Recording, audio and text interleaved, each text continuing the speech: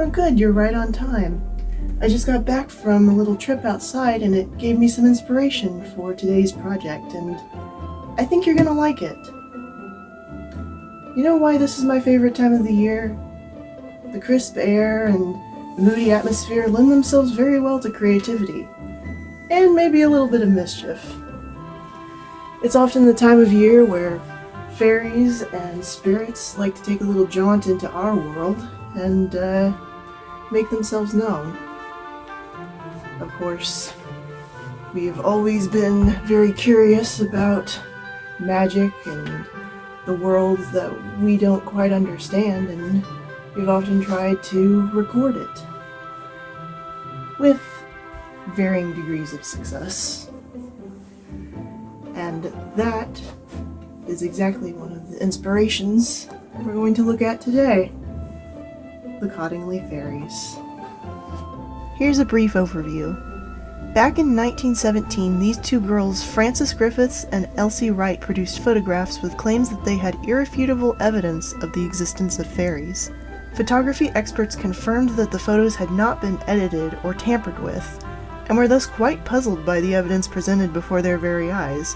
And for many years, the photos sparked the debate over whether the images were legitimate, leading even notable figures such as Sir Arthur Conan Doyle, acclaimed creator of Detective Sherlock Holmes, to believe the girls and their ethereal photos.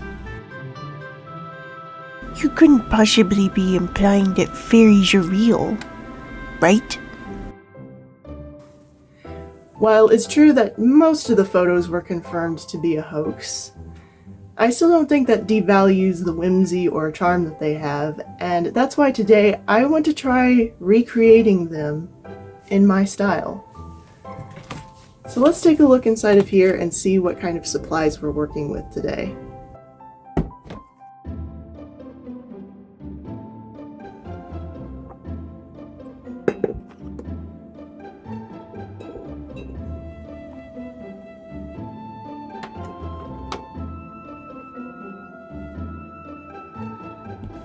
So the plan is simple. The original photos were created using fairies that had been copied from picture books that the girls placed into the environment and posed next to. Here I want to do something similar, but designing my own fairies this time. I like my fairies a little strange and more creature-like. Less Tinkerbell and more Gelfling, you know? These depictions are more so based on how I've imagined the Fae realm in a story I'm writing, but hopefully we'll get to that later. Anyway, the plan is to cut out my designs and take them out to my backyard for a cute little photo shoot. Of course, my worn-down city backyard is not quite as aesthetic and quaint as an English countryside, but I'll make do with what I have to work with.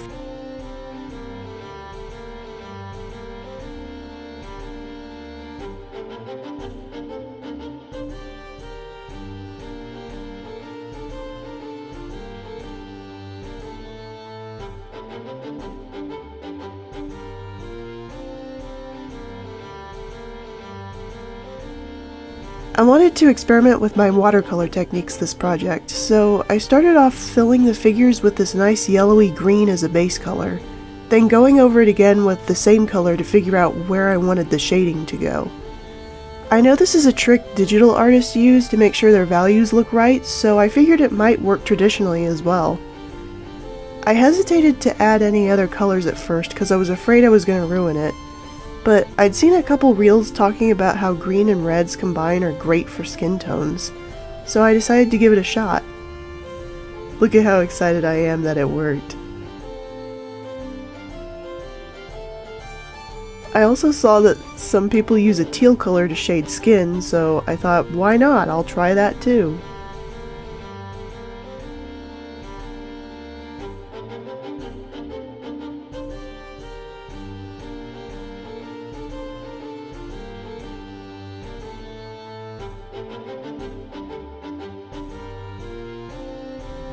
Yeah, I was not too confident in the initial results, but I just kept telling myself to trust the process, that it'd eventually look the way I wanted it to.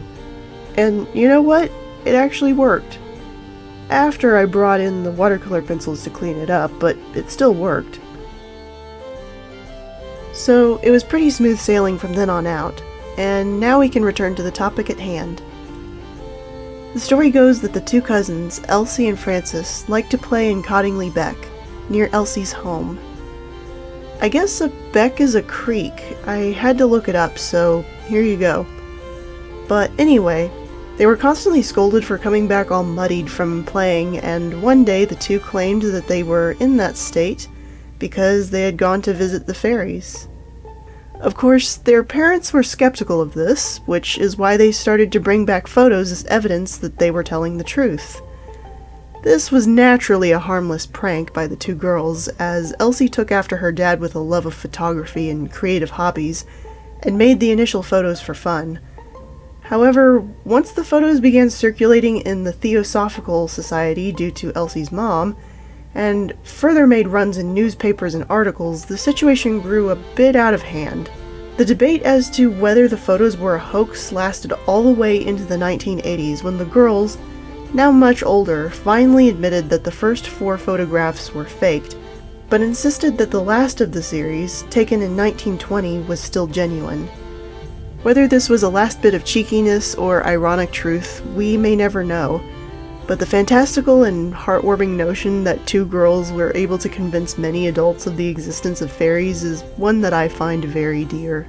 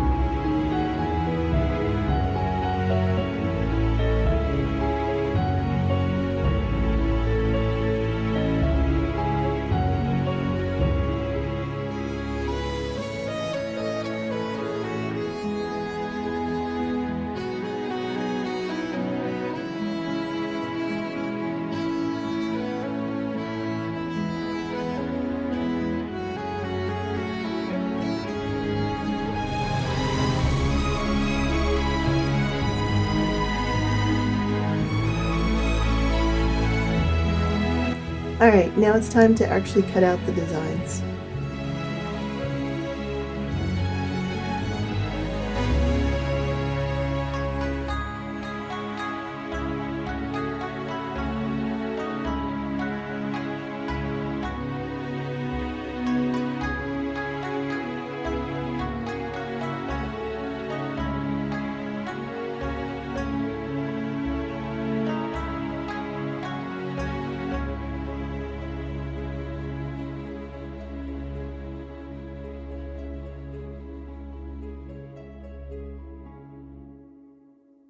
Alright, now that all the pieces are cut out, it's time to go out and start filming. So I kinda expected the photo shoot to go fairly smoothly. I thought that the hardest part would just be doing a few squats to make sure I was in frame for some of the photos, but oh no. As soon as I got outside, the day proved it was going to be a bit of an undertaking, because it was just a little bit windy. As in, I picked the windiest day all week to do this. After the fact, I researched the Cottingly Fairies more to find out that the girls use hat pins to secure their fairies while doing their photo shoots, but I was stubborn that I wasn't going to use tape or any kinds of supports for this. But despite the struggle, I eventually got some pretty cool photos.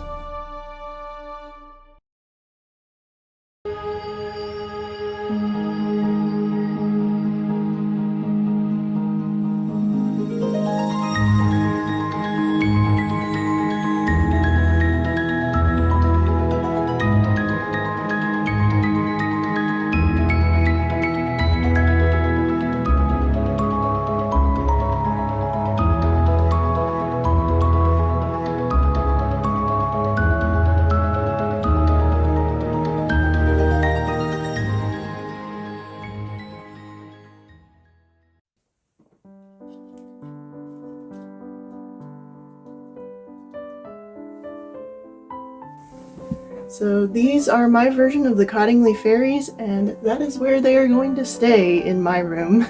for the time being at least. I really hope you liked this video, and I appreciate you if you watched it all the way through.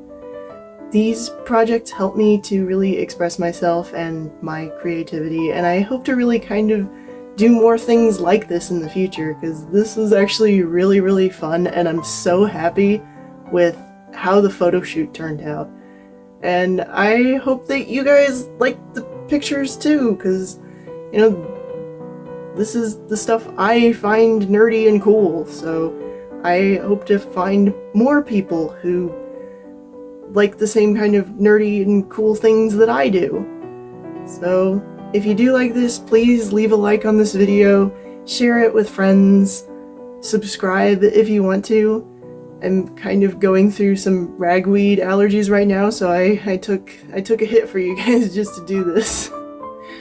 But again, thank you so much for watching, and you guys know the drill. Until next time. You know what I love about this time of year? I don't know. I can't remember what I was gonna say. Like to visit our world and... Fuck!